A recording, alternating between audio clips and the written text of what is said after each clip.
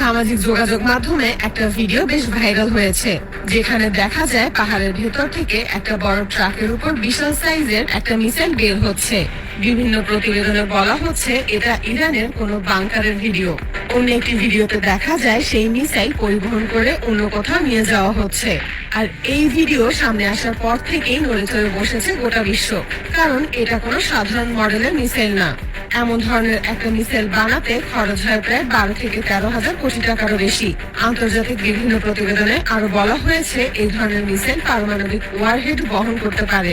কিন্তু প্রশ্ন হলো ইরান এটা পেল কোথায়? মধ্যপ্রাচ্যের চলমান পরিস্থিতির মধ্যে ইসরায়েল ইরানে হামলার প্রতিবাদে ইরান লাগাতার পাল্টা জবাব দিয়ে যাচ্ছে। বিভিন্ন আন্তর্জাতিক গণমাধ্যমে দেখা যায় আকাশে ঝাঁকে ঝাঁকে উন্নত ধরনের মিসাইল উঠছে। এর মধ্যে কয়েকটি এমন ধরনের মিসাইল দেখতে পাওয়া গেছে যা বিশ্ববাসী আগে কখনো দেখেনি। একটা ভিডিওতে দেখা যায়